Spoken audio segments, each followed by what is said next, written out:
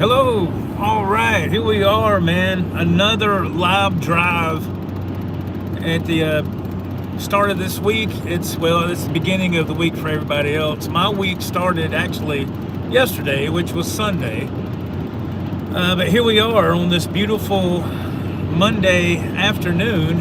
It's about 5:30 p.m. Eastern Standard Time, and we are heading to the workplace. It won't be much longer. We'll arrive at our exit and get on in there and get ready for another long night of travel in the big rig.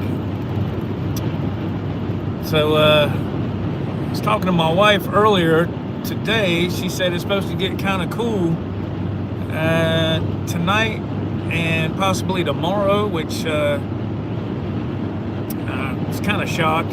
I thought we were away from all that, but we're supposed to be getting rain the next day or two as well. Pretty solid. Which, honestly, I'll be honest with you, man, it's a welcome sight in my book. You probably can't tell, but on the hood of my truck, it is covered in pollen, which is, everybody's vehicle is covered. My wife went to the car wash over the weekend.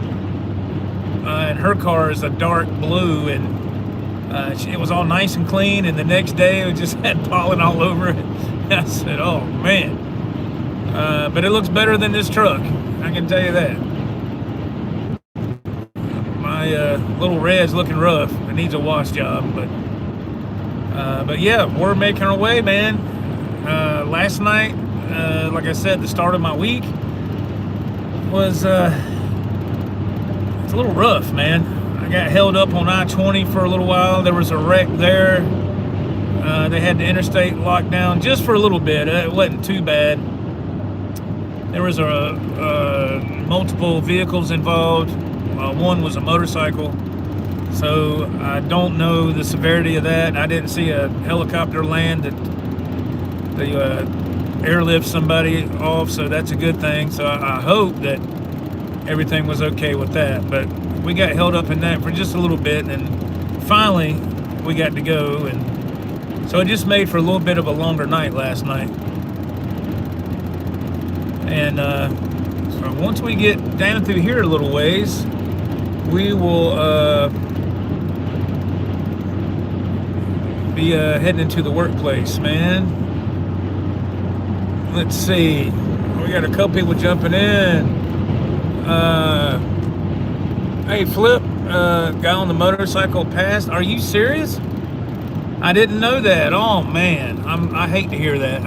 I didn't know what had happened. Like I said, when I arrived in that area, traffic was locked down, and I saw the motorcycle laying in the right-hand lane with the full ways on, but I didn't see any, a rider or anybody. Man, that is sad. I've seen a lot of crazy things out here on the road driving, man, for a living. That's and sad to say that's one of the things I have witnessed. Not the actual event, but what transpired right after, and it's that is horrible. I'm sorry to hear that. I was hoping that wasn't the case. But the motorcycle did look messed up pretty bad. From what I gathered, I mean, it was about, when I came through there, it was about 9 o'clock at night, I think. And this exit's always tricky to get off of, man. People, sometimes they let you over, sometimes they don't. All right, we're gonna make it smooth. All right, here we go. Yeah, I could go into some stories about some things I've seen on here. I can't get too graphic because of YouTube, but it's not good. And let's see, man, the clouds are getting dark up there. Let me see if I can get over here.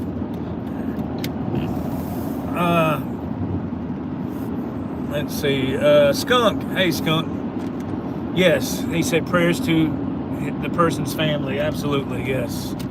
That is, wow, man. Somebody on the side of the road right there. I guess they got a flat tire on their trailer or something. I don't know. Something don't look good with that, but oh man, we're gonna miss this light. Watch this. It'll turn red before we get to it. Ah man. Oh well. We'll sit here for a second and we'll move along. Yes.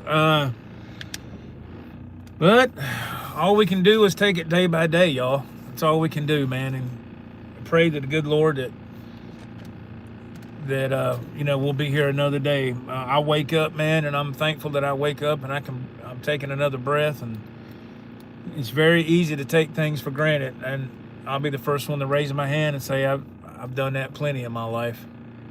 I think we all have, but it just takes a second for something to change that. Unfortunately. Let's see here. All right, wait for this guy to go. Come on, did he just run that light? Yeah, I think he did. Oh well.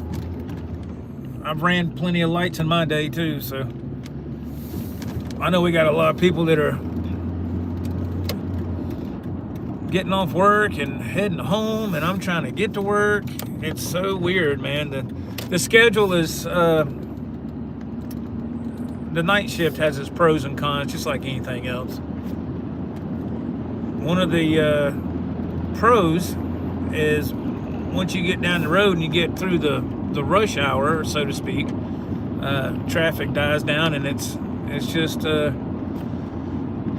easier to deal with. The cons is battling the fatigue in the early morning hours. That's what I was going through last night. Oh my gosh, man! Sometimes it gets me, it gets the best of me. Sometimes it don't. But the biggest thing that would help is sleep, and I just didn't sleep good the night before. And last night I slept all right. Wish I would have got a little bit more, but I woke up and I was up. I was like, well, should I try to go back to sleep? And I said, nah, about 30 minutes shy of my normal. I like to get 6 hours or more, but I got almost that. Not quite, but let's see if we can scoot in here. And we'll sit over here and chat for a few minutes. Get going here. First, I gotta see if I can remember where I parked the rig at last night.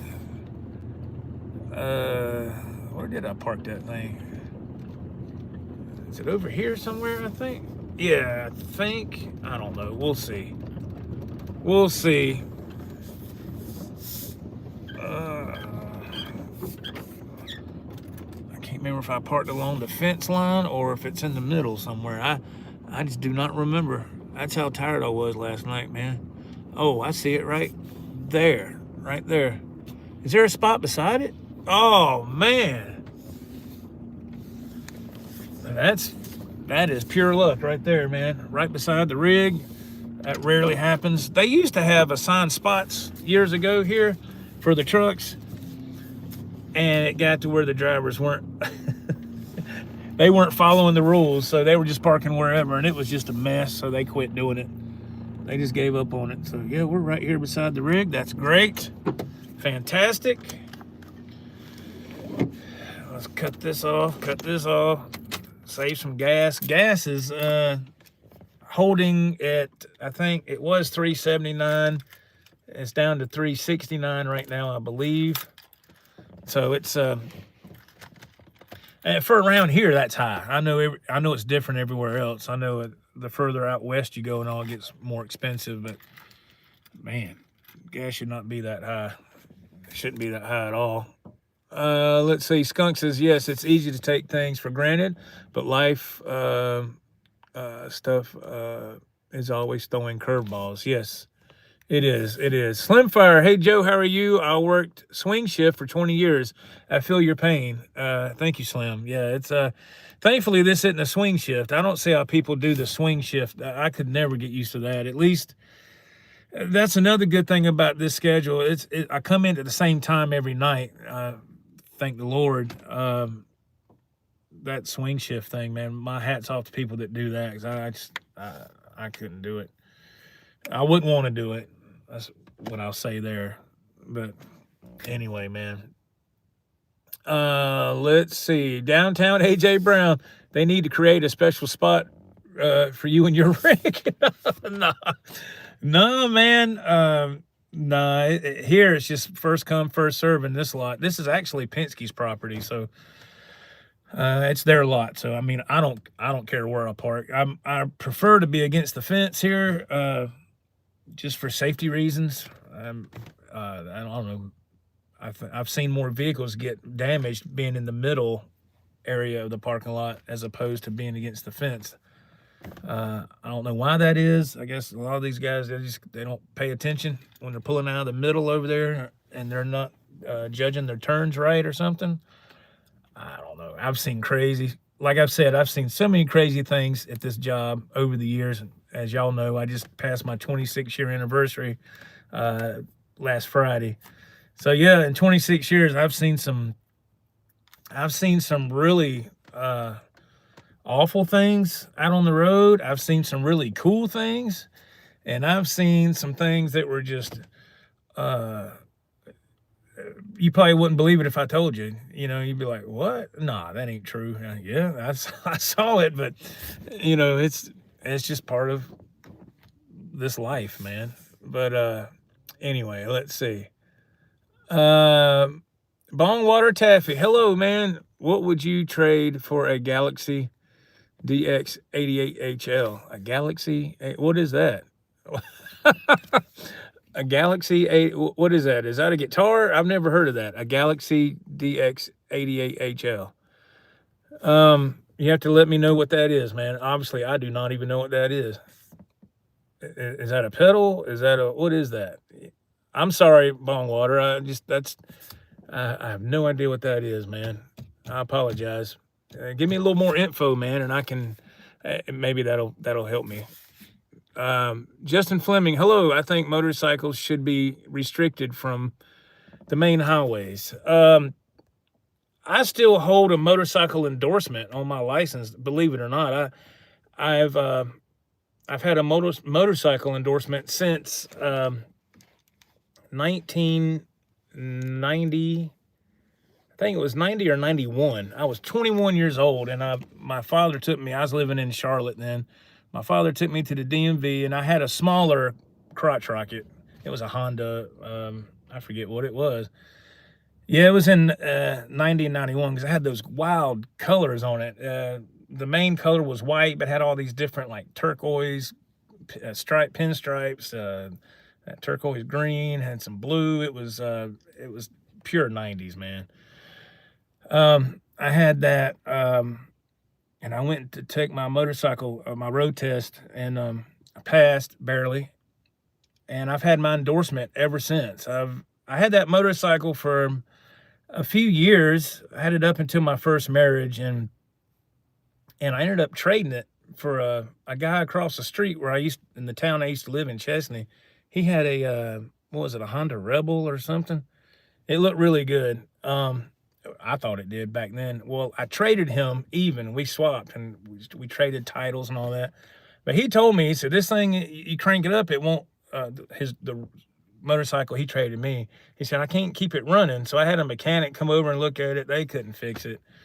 While the mechanic's working on the bike that I got from him, he's riding up and down the road on the bike that used to be mine. He's going back and forth up and down the street. And I'm sitting there, couldn't keep that running. So I ended up giving that motorcycle away to somebody, because it was going to be too much money. So I lost my butt on that. And I've never had I haven't had a motorcycle since. I haven't ridden one since. But I kept my endorsement all these years because it's just cheaper to keep the endorsement. I think it's like an extra $5 on when you get your license renewed. But I have not had any interest in getting another motorcycle in a long time, but I just keep the endorsement because I remember how tough it was to pass that test. It was back then. And I said, I'll just keep it in case I ever decide to ride again. I got the endorsement, and I can't, I'm legal. So, but anyway, So that was how long ago it was when I had a motorcycle. Skunk says, my wife is a nurse in the ICU. She does nights, but after 23 years, it's wearing on her. Yes. I've been driving night shift now for probably 14 years, I think. 13, 14 years. And yeah, it wears on, it's taking a toll on me. I can feel it in my body, man. It's just very rigorous, man. And it just never stops, you know. It's tough. It's tough. Let's see. Oh, intensive care. Yeah. I got you, man. Oh, you talking about a CB? Okay, I got you, man. The Galaxy. Yeah, I'm sorry, Bongwater. I was thinking guitar stuff, but I've never messed with a Galaxy CB, man. I've always had the Cobra 29 LTDs. I got two of them in I got one Cobra 29 in my pickup, and I got another Cobra. It's like the upgraded model from that. I can't remember the model number, but I bought those with my Loves points. I don't know, a couple years ago. But I don't run a CB much anymore because I don't know. It's just not many truck drivers use CBs unless they're long haul drivers. But sometimes I'll put it in the truck and run it. But that's just something else I got to take out at the end of my shift, because I'm not leaving nothing in that truck. Because if you do, you know, somebody's going to steal it. So sometimes I'll run it in my pickup truck. It's been a long time. But CBs are good to have, but they're not as hip as they used to be, if that makes any sense. You know, back in the 70s and all, it was all about CBs when I was a kid, you know, but now it's not that big of a thing. I have not messed with a Galaxy, sir, but I've heard that those are excellent CBs, though. Neck Diver Firefly finally restocked their acoustic guitars, and I ordered one this morning. Good thing I did, because the one I ordered is already sold out. Wow, congratulations, man. That's awesome. Skunk says it's supper time. Yeah, man, go get your dinner, man. Thank you for chiming in. I appreciate it, sir. Slimfire, I've had my endorsement since the 70s. Your motorcycle endorsement? Yeah, it's just, I don't know, man. I just continue to keep mine, man, just in case, you know, you never know. But anyway, let's see here. What was I going? Oh yeah, the whole subject of this live stream, I wanted to touch on Van Halen's album with Sammy Hagar, the debut release with him, 5150, man. That why I feel that is the GOAT, the greatest of all time. I think that album is just phenomenal, man. It's just boom, it's in your face. I mean, the first track, Good Enough, when that kicks off and Sammy goes, hello, baby, and Eddie does the horse whinny thing, and it kicks in. Even today, the hair on my arms will stand up. I get the goosebumps, and as Sammy calls it, the chill factor. You know, when your hair stands up, you're like, oh, I've never had a song do that to me right within the first few seconds. Never. That's just my opinion. And trying to learn some of these songs off the album, for me, it can be a very tedious process. Let's see here. Let me roll this one down. Getting a little stuffy in here. But I started learning a new song off that album Sunday. So I'm just trying to feel it out right now. And I never thought I'd play this song, because I was like, there's a lot going on in that song, man. And there's different levels. There's different levels of guitar playability, if you will, with everybody. You have the hardcore guitar disciples that play everything note for note, the exact everything, even the string gauge, the amps, the settings, and all that. And that's fantastic. I'm not putting that down. I'm not saying nothing negative about that whatsoever. But then you got people like me that I don't have that kind of time to put in all those details. I just want to learn. You can, here's one thing. Let me break it down like this. A guy I used to be in a band with, his name's Walter. I haven't talked to him in a while. He's a good dude. But he taught me, and this is just common sense, but I never really thought about it until he just demonstrated this, what I'm about to tell you. And I always called him the 3-chord master, right? So he could take whatever song, whatever, and he'd play 3 or 4 chords and perform it, and it was fine. Now, granted, they were just regular cowboy chords and all, but it's just how you strum it and how his inflections were when he would sing.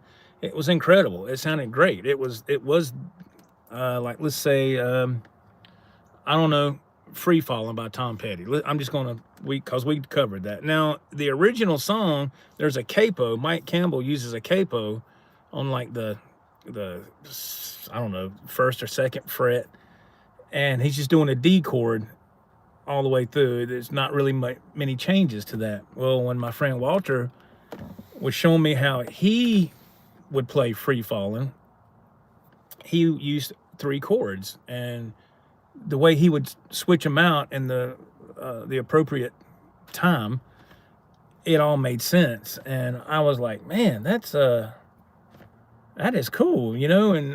And when we would play out, because at first it was Walter and I, we were a duo, and then as time went on, we formed a full-fledged band. So when we would play out, and we would play Free Fallin' and a few more Tom Petty songs, we all played them like Walter showed us how he liked to play them, you know, his interpretation of it, if that's fair to say.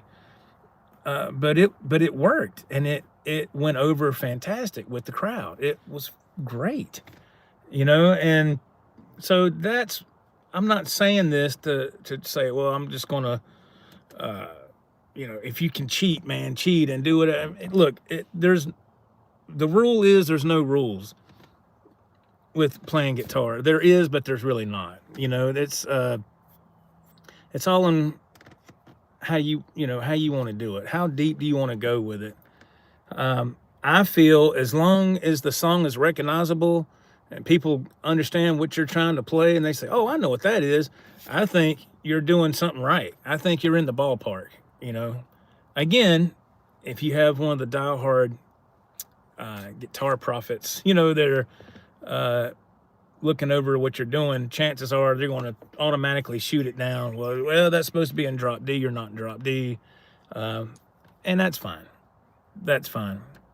But the song that I started to dabble with yesterday was 5150, the actual title of the album. But there is a song on there called 5150. I'm sure you know that now.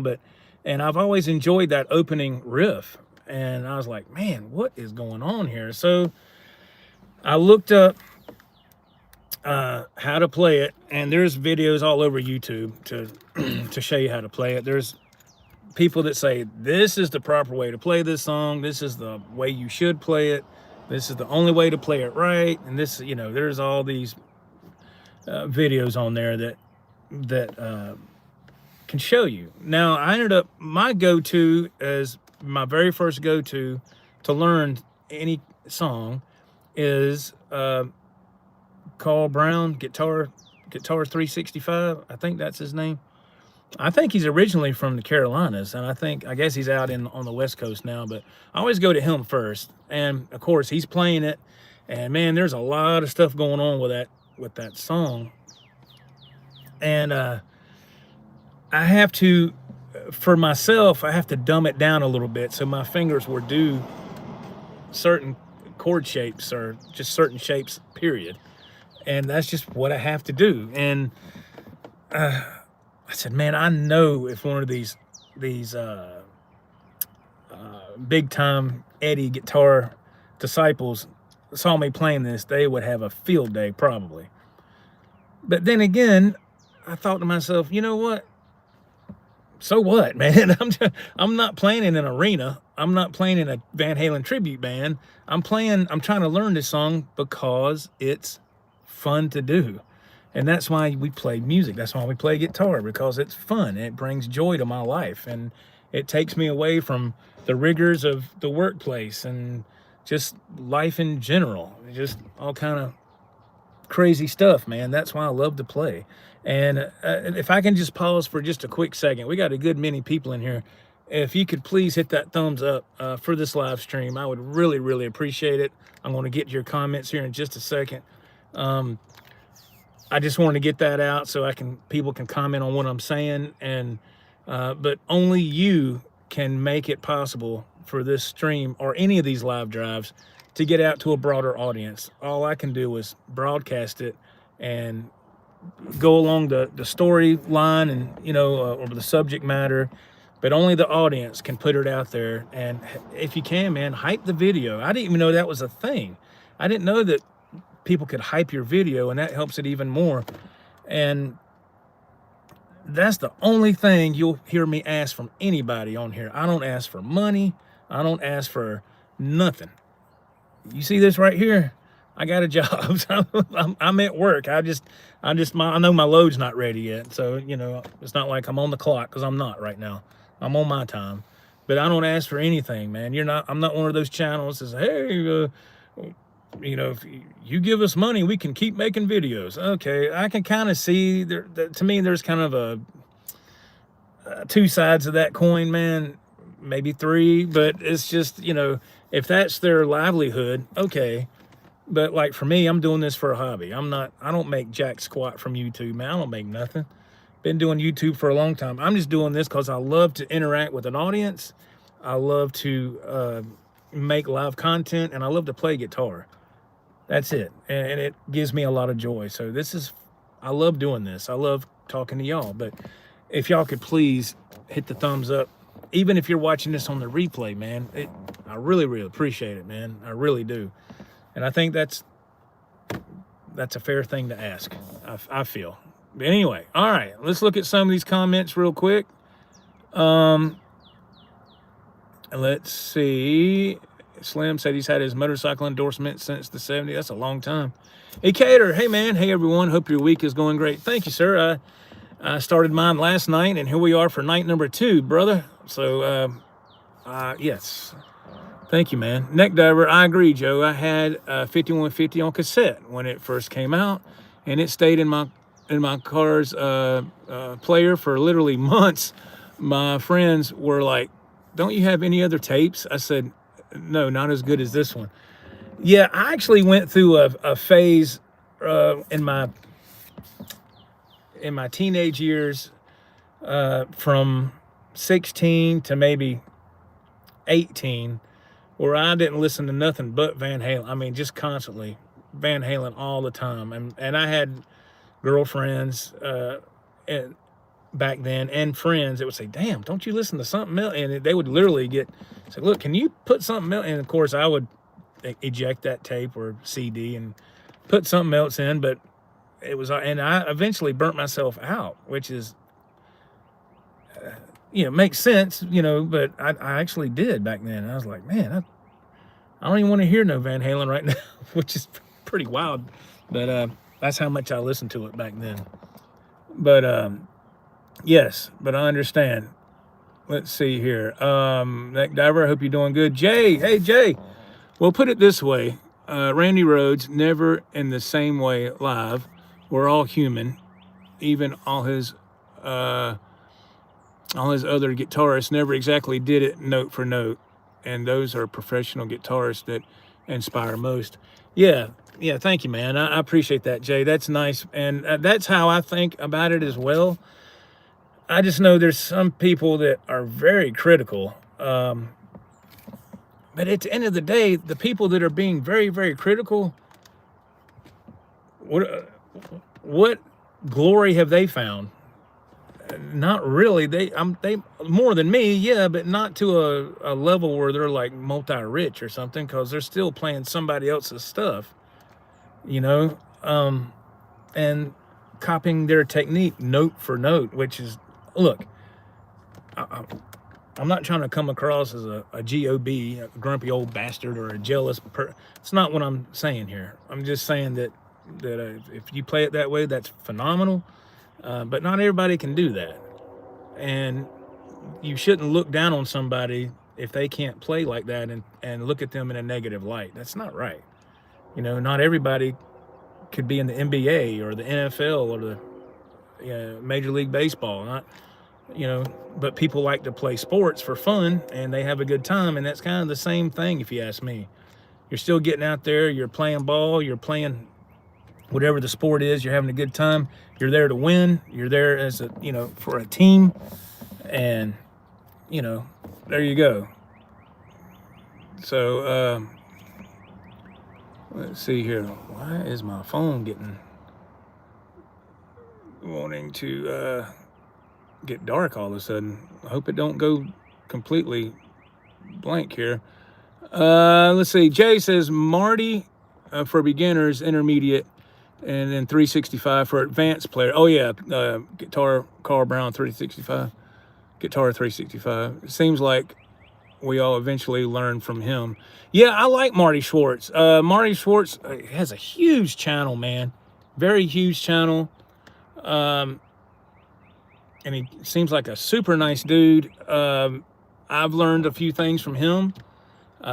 But for whatever reason, I've always went to Carl Brown. I don't know. I like the way he has his video set up with the 3 different angles and stuff, so you can see what's going on. Cater, play it how you want. Just get good at doing any fruit that critics will throw. Dodging. Okay, I'm sorry, dodging. My phone's getting dark. I can't hardly see nothing. Yeah, man. I don't worry about that. Yeah, I just bob and weave, man. That's what I do. Just bob and weave. That's it. Scott from South Carolina, I mentioned your channel to Trey Shreddings, RE Firefly Lynch models, and go to upgrade. He said he subscribed. Are you serious? Oh, thank you, Scott, man. That was super nice. Thank you, man. Thank you. That's awesome. He catered new amp day for me. Found a used amp at GC over on this side of Atlanta. Picked it up last night. Congratulations, man. That's awesome. Yeah, what amp did you get? Yeah, what did you get? A DR from, is that Kaz 45? Okay, cool. That's nice. Lloyd Dinkle, hello. He goes, don't worry about all the haters out there. Thanks, Joe. You play just fine. Your true fans don't mind at all. Keep jamming on the Saturday nights. We all want to hear it. Well, thank you, man. I really appreciate that. I wish there were about 10,000 more people that shared that thought. But thank you. I'll take what I can get, and I appreciate your kindness. Thank you very much. That's very nice. Thank you, Mr. Lloyd. Bonewater Taffy, I was in 11th grade during 5150. I love the album. Even bought the Eddie Van Halen parachute pants. Oh yeah. Jay says, seems like a beginner mindset. People want you to play note for note. Then when you get really good, you improve just a little, just in case you have to do a real live playing setting. Yeah, and my whole thing for me, like I said, the songs that I play from 5150, that I try to play, of course, Good Enough, great song.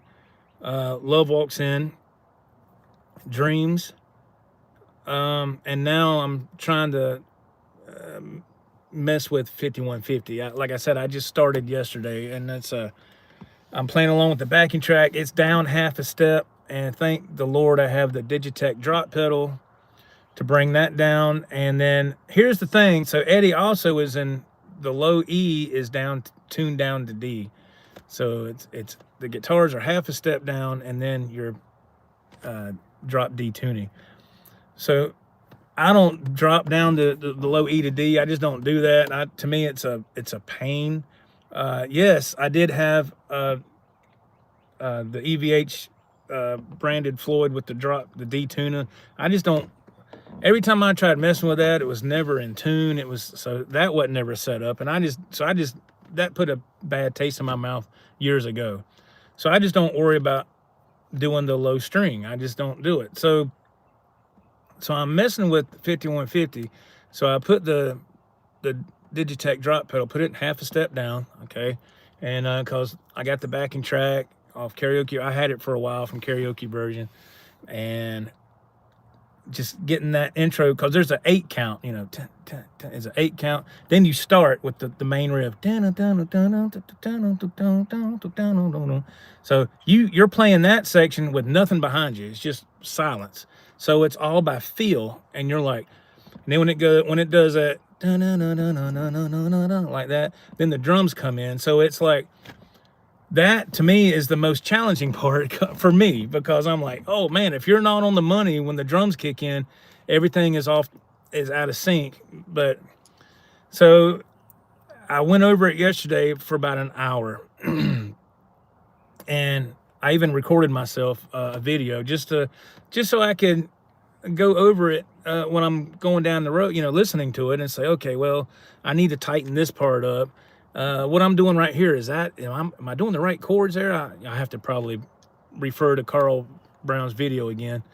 And there's some parts that Eddie's doing this wide spread when there's like this breakdown part in the song. It's kind of half tempo.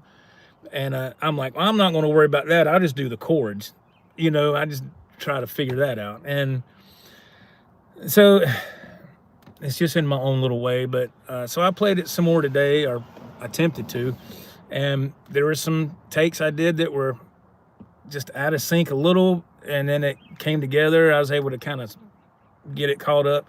Then there were some takes where it was all locked in right, and I was like, okay, so it is possible that I can do this. It's just going to take a little bit more time.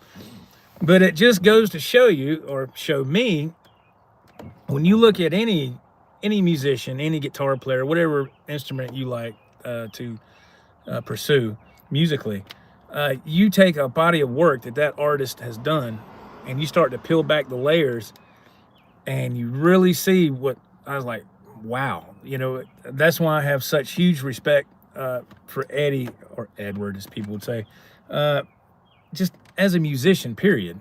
Yeah, we all know he's a fantastic guitar player, but as a musician, it's just absolutely incredible, man. And I'm like, how did he come up with this? Where did this come from, man? Because in my wildest dreams, I couldn't come up with something like that. I mean, look, listen to my album Survivor I released last December. I'm proud of that album, but it's pretty simple. It's nothing intricate at all, and it's on the level where people can learn the songs. They can play along with it if they want and have a good time, you know. And to me, that's, if I'm having fun playing with whatever the song is, I don't care what it is, Tom Petty, Van Halen, whoever, you know, if I'm playing along with a song and I'm having a good time, I'm going to want to play that song again. But if it seems like it's a lot of work, and I'm like, just like, oh man, there's a lot of changes, I'm out. I just, because I know what I can handle as a guitar player, and I know what I can't handle. So I can't handle a lot of real intricate stuff, because to me, it just loses my, I'm like, nah, I ain't worried about all. Let the wannabe guitar god, let them have that, you know. Because at the end of the day, we're still all in our music rooms playing, you know, in front of a camera or something. You know, we're not trying out for something. But, well, I'm not anyway. But that's what I was, when I'm trying to go over 5150 here, the song, I was like, wow, man, this is something else. Can I get it to my level where it can be attainable? And I feel that it can. I need to work on the chorus, the solo. I'm just improvising that solo. I need to listen to the actual song some more. I haven't listened to it in a long time. You know, I'll refer back to Carl Brown's video to see. I'll try to get some of the licks off the solo there. But I think it's fun to put your own spin on it too. I mean, why not? You know, but so yeah, I think it's good. I've trying to learn the song. I've actually pushed myself, and you'll find that as a guitar player. You'll learn a song or two or a batch of songs, and you'll play those over a period of time, and you get comfortable. You're like, all right, cool, man. I know, I don't know, 10 songs. I got these 10 songs down. I got it. And you play them and you play them, and you're like, all right, what if I try this? And then you introduce something else that's maybe a little bit more challenging on a technical level. And you're like, I don't know. I tried this a couple years ago, but let me try it now. Can I get a better grasp on it now? And I was able to. So that's a good thing. That shows progress, slowly but surely. So that's good. So I felt that I've reached another small plateau on the playing level. Nothing major, but a little bit of progress is better than no progress at all in my book. So that's why I always, when I sign off from doing a live stream, I always say, keep playing, keep jamming, have fun, because that's what it's all about, man. And that's what this channel is focused on, is guitar and guitar playing. You know, that's why I created this channel, to document my journey. Anything from work like this right here, to the guitars I like to buy, the guitars I've traded, the guitar shops Ralph and I go to, the songs that I'm trying to learn and then eventually play and share it with you. And then if it inspires one person to say, man, I want to try that, or I want to try a song like that, then that's fantastic, because I've been inspired by a bunch of people through my life, whether it be somebody I watched during a little live little show at a sports bar, or even on YouTube. I've been inspired, and that's a very positive thing. If it inspires you to want to play, there you go, man. That's just, there's nothing better than that in my book, man. So I need to look at some of these comments right here. Let me see. Let's see. Let's go to Scott from South Carolina. Trey Shreddings has a channel, and he just interviewed Leslie West's widow. She is letting him make a video of him playing Leslie's one-of-a-kind Dean guitar. He was asking if anyone had the Firefly. Wow. That's awesome. Jay chimes in. He says, "You're right, man. It seems like the greats all play a little different, and even mess up live often. Seems like they just catch the key parts and solo, and most people won't notice." Yeah, to the untrained ear, they won't. They won't. Yeah, it's and I guess in my mind, when I'm playing, I feel, and I've done this to myself, I feel that there's all these people listening with highly trained ears, and it very well could be. But when you're playing just for general people, that's not the case. I'm like, when you're in a band playing a gig, people are there to have a good time. There's not going to be, very rarely, or somebody going to say, "Oh man, you know what? He missed that chord, man. He screwed up." Very rarely is that going to be noticed, because a lot of people are not there to dissect what you're doing. They're there to just hear the music, have some drinks, forget about life for an hour or two, and dance and party. And if you can do that for somebody, I think that's the power of music prevails once again. And if I can do that when I'm doing a live thing from at home in my little music room / studio, whatever people say nowadays, I think that's great. And I really appreciate people sticking around to listen to that, you know, because that's still a struggle, a fight, I should say, that I struggle with today. Because when you go to play, it's like half the audience disappears and the other half stays, which I'm very grateful. But I'm kind of perplexed by that. And I'm like, well, you tuned in. This is a guitar channel. So if somebody plays the guitar, what turns you off about that? That's part of the whole stigma, is playing an instrument. You know, I'm not playing to show off. I'm not a show off, because I'm not on that level to qualify as a show off. I'm just playing because it makes me feel good, and I want to share that with the audience. I want to project this music is making me feel a certain way. It's making me feel good. So I'm going to try to project that to the viewing audience. Hey, man, come along this ride with me. I hope it makes you feel good like it's making me feel good right now. We can be in this moment together. That's what I'm doing. That's the whole point. I'm not trying to, hey, watch me. I'm not that at all. Not at all, man. I'm just there to have fun and try to put out positive vibes. That's it, you know.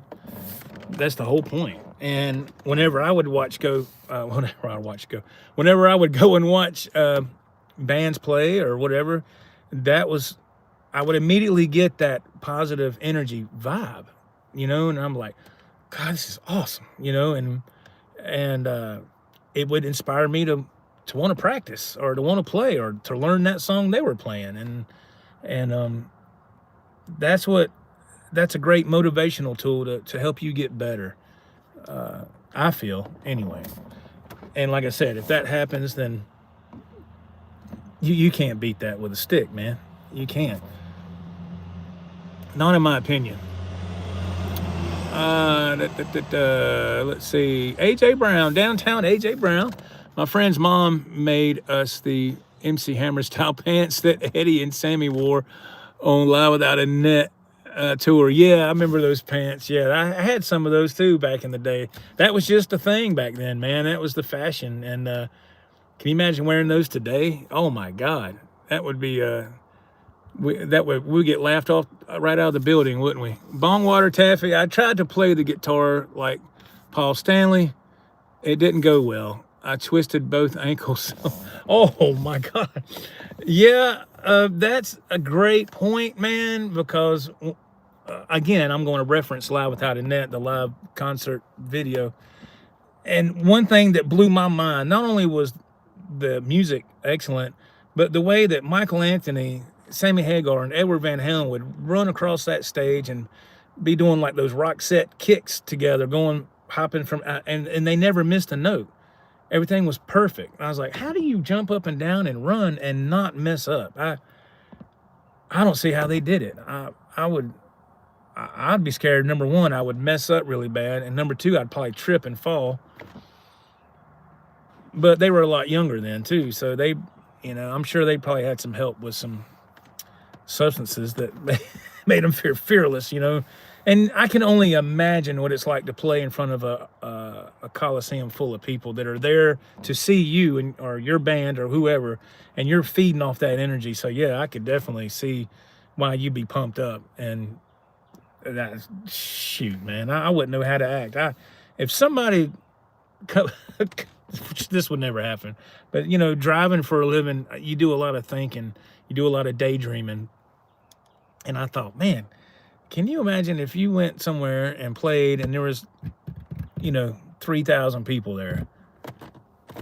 And I'd be, oh, Lord mercy. But part of me would be super excited. Part of me would be scared to death. But so you multiply that times, I'll say 4, and that's usually what a full arena would hold, like 12,000, I guess. Some of the bigger venues. It's a lot of people, man. It's a lot of people. So, but music has changed a lot today. It's and I don't know, man. A lot of the music I like that I did like from back in the day, a lot of those bands, except for a few, are doing like cruises and playing in a lot smaller venues. I think you only have a handful that can still fill arenas, which is incredible. Def Leppard's one of them. Poison, well, I would say Poison did, but I remember hearing earlier in the year that tour has been canceled because allegedly Bret Michaels was wanting a lot of money. I don't know if that's true or not. He's saying that's not true. It's getting twisted. I don't know. But Poison, before all that happened, they could fill an arena, I think. Who else could do that? Well, Kiss, of course, but they're retired finally. And, you know, probably one or two more, but all the other bands, it just didn't happen, which is kind of sad, man. Kind of sad, but, you know. Let's see here. Let me see. Yeah, I hate about that. Your ankle's blowing water. That's messed up. Hey, Cater, the trick to get more people around when playing is to offer free beer. Yeah, that's Scott from South Carolina. I don't mind if musicians make mistakes. Just keep going. Not many will notice. What does get me is when singers talk to their songs. Oh, yeah. Yeah. Yes, Scott from South Carolina. Eddie ruined his hips jumping off those amps. It took a toll. And all those slides he would do across the stage, like if he's on his knees, all those stage slides and all of that took a toll after a while. Yeah, man. So I never saw myself as one of those people, if I was in a situation like that, to run and jump around like that, because I just don't have the coordination to do all that, because I'm more worried about playing the notes and trying to hit the marks, properly. Maybe if you hold a chord, then you can kind of run a little bit, and But if my hands are busy, I'm not doing a lot of running. I got my one little move I got with my knees. That's the only move I got, because I don't have any room in my house to let me jump from here to here, and I'm not doing all that. That's a good way to get hurt, at my age. It's something that's not good. So just got to play it safe. And, that's just it. Let's see. Neck Diver, are you planning on doing any more busking now that the weather is getting better? I would like to. Eventually I would. We got some stuff scheduled that's coming up soon. Busking is not one of them, unfortunately. But yes, I would like to do that again. What Ralph and I are hoping to eventually do is him and I do that together. I just don't know if he can do that with his full set. I would like to see him maybe get something smaller, that even if it's it's like a drum pad, not a pad, but I don't know what you call it, but you got all the pads on there for your bass, snare, kick, toms, cymbals. So he would just be concentrating on that drum pad. Something like that. I've seen when Sammy Hagar, when he was on Howard Stern, had him and Satch, and Jason Bonham was the drummer. I'd be Chickenfoot, right? And I guess is that who that was, or was that something else? And Jason Bonham was playing a set like that, and a setup like that, and I said, that's genius, man, because you don't have to worry about individual pieces. You just got the I guess a drum brain, and you got that electronic drum pad kit, and I don't know if there's a foot pedal involved or not, but I don't think there is.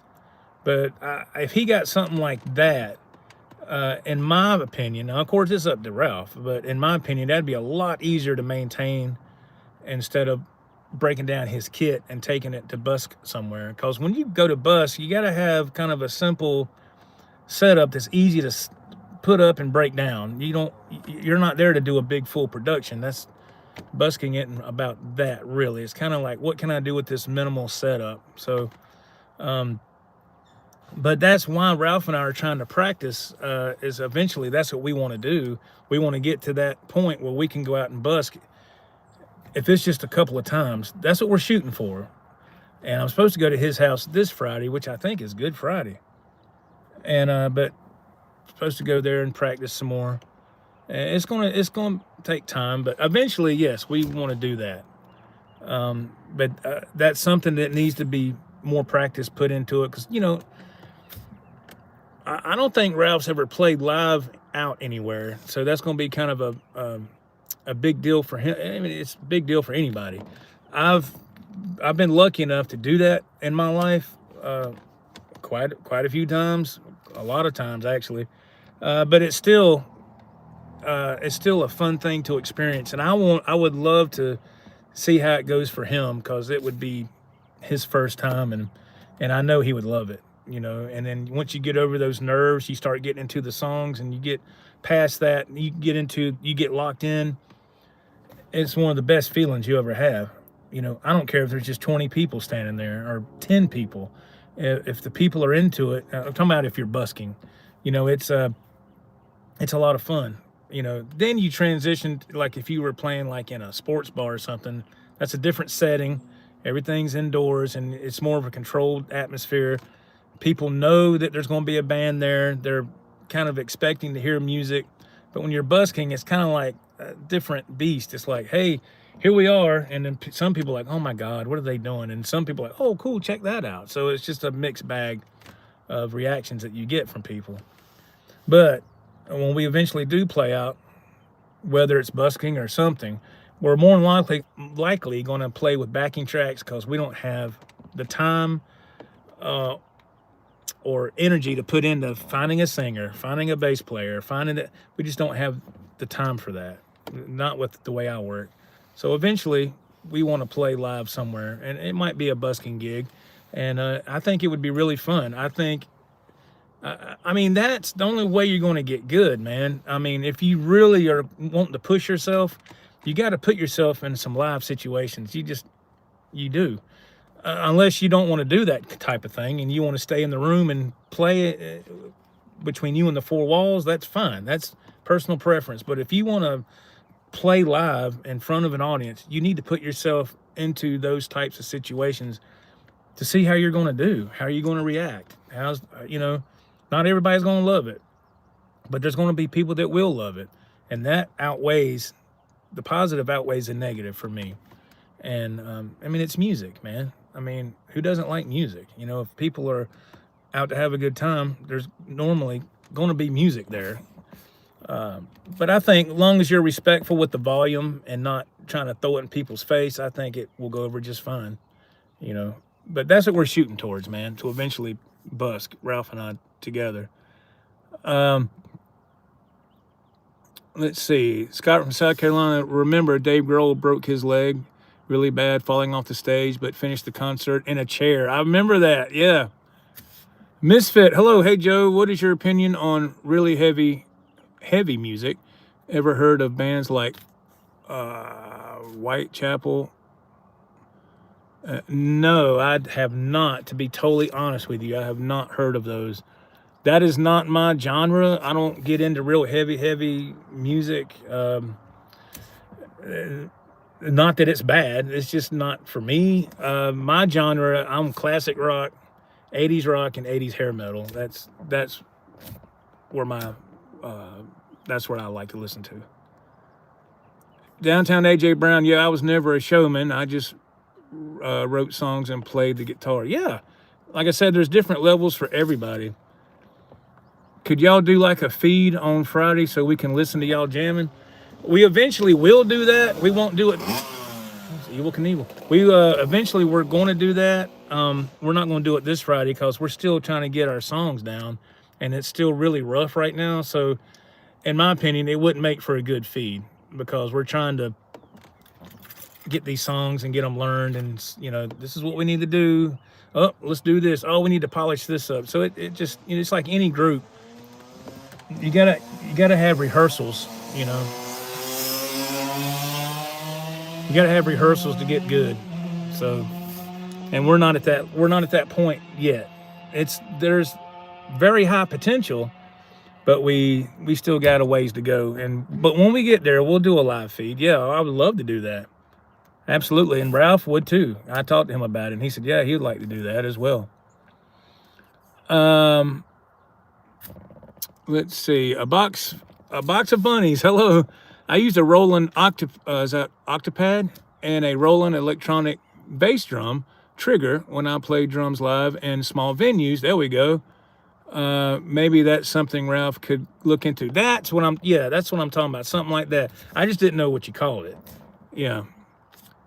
I wasn't sure. Yeah, something that's electronic like that, that's easy to set up and hook to his drum amp. I think it's a Simmons drum amp he's got. And of course we got a PA. We got those powered PA speakers. So we got the volume, but I don't want him to have to break down his whole kit. He don't have a way to haul his kit. He doesn't have a van or a truck. So he's going to have something like a drum electronic drum pad or whatever you call it. That's the only way that's going to work. Scott from South Carolina. Stray Cats have a little drum rig, bass drum, snare, and a cymbal. Yes, they do. He does have a small kit, but they're an awesome band. Misfit, ever played through a pedal board rig, basically ampless, and just go through pedals straight into a PA? Yes, absolutely. Yeah, that's what I do that every weekend at home. I use the Friedman IR-D. I go into that, then I go into my pedal board, and out of that into my Rodecaster Pro 2, which is like a podcasting mixer. Then out of that into my laptop. So I do that. And when I go to Ralph's, I have that same pedal board. It's a different board, but has the same pedals on it. I just wanted to get a copycat board so I could transport it and leave my main board at home and not have to keep unhooking everything. So I have that secondary board for transportation reasons. And I got those Alto powered PA speakers. I'm coming out of that board into those powered PA speakers. And so I'm not going through an amp.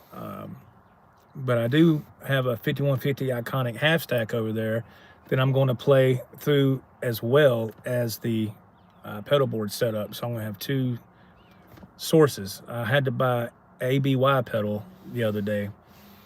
That ABY pedal is just a fancy thing for like a splitter. So you can feed the pedal board and then the Iconic, two separate lines, and you activate both, and you can play through both at once. And so yeah, looking forward to that. Yes, yeah, I gotta check the time. Yes, sir, I'm getting ready to jump off here. Rod, hey man, that Fender is 700, Joe, not 600. I misread it. Yeah, man, if it's legit, I mean, you know, if it's legit, like I said, check the seller's ratings, if it's Reverb, and you know, I mean, I'd go for it, you know, if it's legit, you know, but you use your own discretion, of course. Have you gotten to hook up the Iconic EVH to the cab? No, the cabinet is at Ralph's. I did hook up the Iconic head to the Harley Benton 212 cabinet. It was awesome, man. That's got vintage Celestians in it. Sounded amazing, absolutely. Kerry Crouch just got home from work. I guess I missed the live stream. Yeah, I'm getting ready to wrap this up, my friend. I gotta get in this truck and get logged in. But thank y'all so much for tuning in. And like I said, if you haven't yet, please hit the thumbs up and get this spread out. 5150, greatest album of all time. Greatest of all time for the Van Halen albums, in my opinion. Feel free to leave me your thoughts and opinions in the comments afterwards. And thanks for tuning in. If you like these live drives, you want me to do more of these, let me know in the comments. You know, I'll see if I can do another one. I'll try to do 2 a week or something. If y'all are interested, you know. If not, then I won't. Thank y'all so much. I appreciate it. Let me hit that right there. And y'all have a wonderful rest of your night. Get some rest. While y'all are sleeping, the milkman's going to be on the road. All right. Take care, everybody. Bye-bye.